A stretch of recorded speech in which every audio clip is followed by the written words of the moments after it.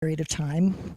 So we've got, for example, to relieve pain, 2008, the Journal of Pharmacology talked about how cannabis is a great pain reliever. This is in 2008, and these are not High Times magazine. These aren't hippie magazines. This is where academia has really stepped up in some cases, largely through private funding or by drawing from the research and the studies, animal models, et cetera, that have been done overseas, not in this country. But they've been reporting on this for years.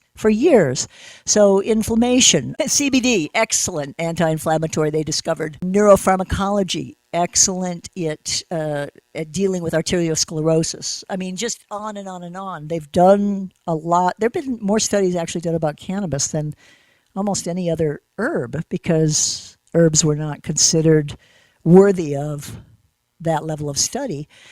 CBD, let's introduce CBD. You all heard about CBD. 29 states have now legalized medical cannabis. And most of those legislators wanted to just isolate, remember there's the bad word again, isolate CBD and make THC completely illegal or any of the other parts of the plant, make them illegal. Just go for the CBD because we know that helps kids with epilepsy because we saw that on 60 Minutes back in 2013. We heard about that in Colorado years ago. So that must be good. That part's good. Again, not understanding that if you isolate CBD from the rest of the chemicals, the THC and the CBNs and CBGs, all the other cannabinoids, terpenes, and flavonoids, you're defeating the whole function of herbal medicine. Nonetheless, they managed to get laws passed, and we now have CBD tinctures, which are fabulous anti-inflammatories.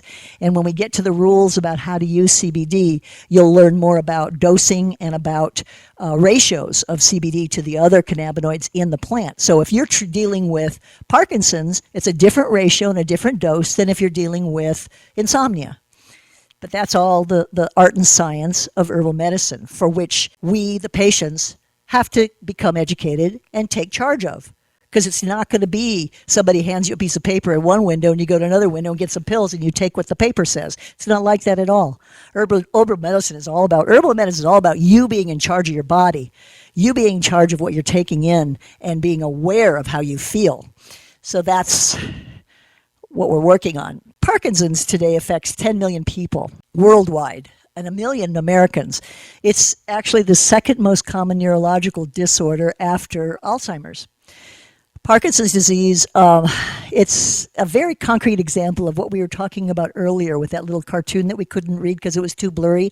It's how you activate therapeutic actions or reactions with a particular constellation led by CBD, constellation of chemical compounds led by cannabidiol, that's CBD. The reason CBD is what we pay most, CBD and THC we pay the most attention to, because if you had a pie chart of all the cannabinoids, is that better? Yeah. If you had a pie chart of all the cannabinoids in the plant, most of them would be little slivers, CBN, CBG, little slivers of pie. But a little over half that pie chart is divided roughly between THC and CBD. So we pay real close attention to the ratios of those two cannabinoids. THC, we learned, when I came into this in 2011, we opened up our wellness center, I thought, I don't have anything to do with THC, I don't like to smoke, I don't like to get high, I don't want to get high, I'm not part of that culture, that's not what I'm about. So no THC. Then I started to learn how they work together, and I'm like, oh yeah, I was active in the 80s in the AIDS crisis in San Francisco, and there was nothing better than THC for people with AIDS who needed to take care of nausea, pain, or sleep. I mean, it just was top of the list, much better than Norco or Vicodin or any of those things. So I began with learning and studying and I go to a lot of medical conferences where doctors are and researchers, clinicians, scientists are doing the studies about this amazing plant. And I began to appreciate, oh yeah, you can't leave THC out of the picture. So then we adjusted our strategy because so many of our patients don't want to get high. We started microdosing THC and achieving the same excellent results when we combined it with CBD that you would get without it, better results with the two of them working together without getting high. You don't have to get high to benefit. In fact, getting high is frankly, from my point of view, a result of the hippie subculture. That's a social construct. That's not something that's endemic to the healing powers of this plant, or any herbal plant for that matter. In fact, none of the 113 known cannabinoids in the plant are psychoactive. THC is not even in the plant as THC, it's in the plant as THCA, THC acid, not psychoactive whatsoever. You have to take it out and you have to put it through a heat process called decarboxylation. That's what makes it high, which we in the hippie subculture in the 60s got really good at doing that, breeding for getting high. But that's not part of what the cannabis plant has been about for 5,000 years, and it's not what it's about today. I'm not putting down anybody who wants to get high. I mean, there's a lot to be said about smoking instead of drinking, for example. Alcohol has a lot of negative social and physical, biological consequences for sure. But I'm just saying. In the Journal of Bone and Mineral Research, for example, some of the more recent, actually this came in 2015, a whole bunch of rat studies were done, and I hate to tell this story because this gives me anyway, they broke their legs, and they treated half of the rats with CBD, and the other half they did not. The rats that they treated with CBD, the fractures in their legs healed twice as fast and twice as strong. So they began to do more studies, and the Journal of Bone and Mineral Research found that CBD not only speeds up the healing process, it increases bone density. This is a good thing. The Journal of Molecular Cancer Therapy said that CBD enhanced the inhibitory effects of delta-9 THC on glioblastoma cell proliferation. This is the Journal of Neuroscience Research in May of 2008, which talked about how all of their lab studies show that THC and CBD together are reversing the neurodegenerative process. I'm going to talk more about that in a minute, because in the last year we've gotten huge studies from the Salk Institute and from University of Bonn about these chemical compounds in the cannabis plant reversing dementia. It's a hot subject, and then there's a lot of articles over here, including one that I wrote on Alzheimer's, dementia, and cannabis over on that table. Make sure you visit the table before you go. So CBD and the future of medical cannabis. So we know now CBD is very popular. Everybody's really excited about CBD because it's a great anti-inflammatory, and you absolutely cannot get high from CBD. You come get your tinctures, CBD tinctures at Dragonfly Wellness. I promise you, nobody's going to get high. You just don't. It's catalyzing a huge new growth in new medical products, appealing to people who don't want to get high, and working with THC to treat neuropathic pain, autoimmune disorders, cancer, and other serious conditions effectively. So let's talk about pain. The number one reason that people go to the doctor is pain. The number one complaint that every doctor at any conference I've ever been to, I always say, what's the 4 main reasons people come to see you? Number one is always pain. 80 million people are suffering from some sort of chronic disabling pain in the U.S., and 31 million at some time or other suffer from low back pain. Low back pain. I wonder if that has anything to do with sedentary lifestyles, but who knows? Over $8 billion a year are spent on pain meds just to treat pain. So CBD and THC, they're greater than the sum of their parts. They potentiate the body's endocannabinoid system. They serve as a neurotransmitter that increases serotonin. Serotonin is a compound that acts it's involved in the control of pain perception. Let's just put it that way. That's the lay language, because without getting into a whole lot of physiology about how pain travels from the place of where you step on the tack on the bottom of your foot, it really doesn't occur until it hits your brain. But we won't go into details of that. It's too complicated. But it's CBD and THC really help reduce inflammation, bind the serotonin receptor to be more effective, boost the effect of THC as a very strong pain inhibitor and anti-inflammatory, 20 times stronger than the hydrocortisone, for example. I need to point out one study, at least, that came out last year about NSAIDs. It's an important one. It was explained on CBS News May 11th of 2017. It was a pretty large study of 446,763 people. The British Medical Journal of April of 2017, and talked about how the problem with NSAIDs and the high degree of heart attacks that happen after taking. Does everybody know what non-steroidal anti-inflammatory drugs are? Ibuprofen, naproxen, those kinds of things. The other thing that they can, even one dose, the British Medical Journal reported even one dose of an NSAID can cause a pinprick size hole in your upper small intestine, which causes both blood and bacteria to leak into your gut. You ever heard of bleeding gut syndrome? That's why when I had arthritis all my adult life, and the naproxen and ibuprofen that I was taking was upsetting my stomach so much, and I was like, whoa, why is it my stomach upset all the time? I stopped, and I started taking CBD tinctures, and after a few months, arthritis gone. I started 4 doses a day of CBD. It went to 3, then 2, then 1. Now I do a half a dose a day, just maintenance. And I pitch old lady softball on a softball team. And I'm good. I'm good to go. No more ibuprofen or naproxen. So a little word about women in pain. It's been found through studies that women are more likely to feel greater pain levels. They're more sensitive to the danger signals of pain. And there was some speculation that this is something in our makeup that has to do with child protection. It's a sort of a cautionary reflex.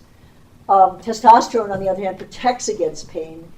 Estrogens, it's not so clear-cut yet. They're still doing research. But a very interesting study that was done by Judith Orman, it's a book called A Nation in Pain, noted that women are systematically under-medicated for pain. So one very vivid example of this was that they did a study of 30 men and 30 women post-heart surgery, and at a hospital in, I think it was Boston, I can look it up. The women that were complaining of pain were given antidepressants. The men complaining of pain were given pain pills. Just let that sink in for a second. We talked a little bit about pain, a little bit about neurotransmitters, the endocannabinoid system. Let's go on to some of the rules of how to choose and use your cannabis medicine. So here's some of the rules that we have. Choose your raw materials carefully. Choose the source of what's making your products, whether they be a tincture, a candy, a lozenge, a pill, or whatever. As I pointed out at the very beginning, we're in the middle of a huge, sweeping change in the marketplace. And you're going to see a lot of schlocky, mediocre products on the shelves, rushing into the shelves for people who want to make money off of this market, not for people who are devoted passionately to creating the best herbal medicines for you. Advocate with your legislators, with your policymakers, that we have more funds for education, that we can hold these medicine makers accountable to a higher standard, make pure and potent medicines that are really effective. So number 1, choose your raw materials. What delivery system works best? If anybody says smoking, you lose. If anybody says edibles, you lose. Points off, points off. Actually, smoking is, again, a product of the hippie subculture. It's a quick way. It's really great for symptom management. I mean, I used to be completely disparaging of THC and smoking, but now I appreciate, in the AIDS crisis, we learned in 30 seconds you get help with nausea, pain, and sleep.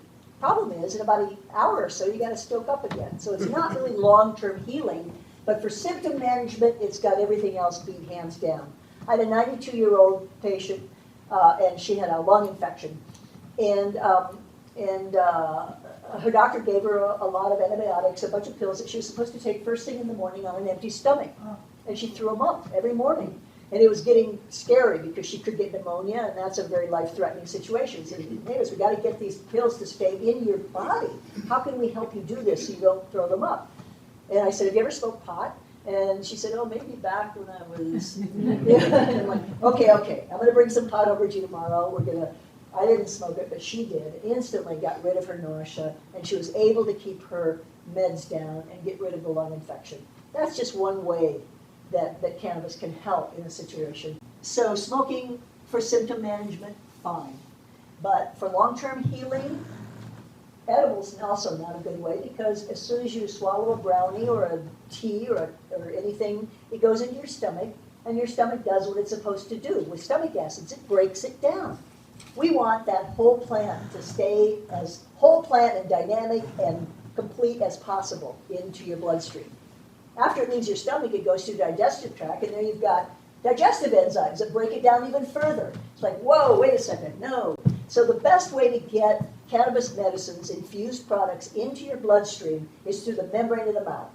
So if it's candy, let it melt. If it's a sucker, suck on it, let it melt in your mouth, go through the membrane of your mouth into your bloodstream. A tincture, we drop a half of a dropper on the tongue and swish, swish, swish, swish, swish. Make a game of it before you swallow.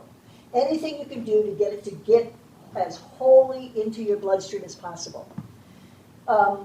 If you can't use the mouth, some people have cancers of the mouth or throat, or they're infants, you can't get them to play the swish game. Suppositories are the next best thing in terms of getting it directly into your bloodstream without breaking it down. Third rule, so that was a delivery system. What's a ratio of CBD to THC that works best? Remember what I said about we look at CBD and THC because they're the dominant cannabinoids in the whole pie chart. They're not the only ones, and the other things are important too, but that's mostly what we look at when we're figuring out what do you want to treat, what ratio of CBD to THC do you want to treat your condition. So when anybody walks into Dragonfly and they're a new patient and they say, well, do you got any high CBD, or do you have any good thing, this, that, and the other thing, and I said, first question is, what are we treating? If we're treating insomnia, anxiety, mood disorders, things like that, we're going to look for more of a ratio of 1-to-1, 4-to-1, because you want to potentiate the analgesic effect of THC. Not get high, we're talking about really minute amounts of THC in that medicine. If we're talking about a neurologically based condition, Parkinson's, MS, epilepsy, neuropathic pain, those are the CB1 receptors up in your brain, and you want above 18-to-1 ratio, CBD to THC.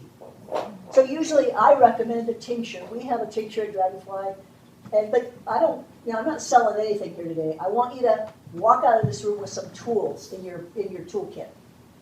But we have some tinctures that are like 25-to-1, and they're locally grown and developed here in Mendocino County. That's a pretty high ratio. You can find higher than that that's pure. Go for it. Are you saying the CBD first? CBD to THC. CBD is the high number, THC is the low number. Right. So ratio is the number 3, and number 4 rule is the dose. Remember the little conversation that Barb had with her doctor about dosing? You're always going to be in charge of your dose. The good news about herbal medicine, well, let me give you the bad news first. The bad news about herbal medicine is you got to play around to figure out your ratio and your dose and what's going to be the best to treat your particular condition. And there's anecdotal evidence, and there's people who know the medicine who can help you figure that out. There's a lot of literature out there you can check on, but you got to find the medicine that works best for you. So that takes a little bit of fishing around. It's not going to be walk to one window, get a piece of paper, and walk to another window and get some pills and take them when it says. No, it's going to be based on how you feel, because we are not cookie cutters of each other.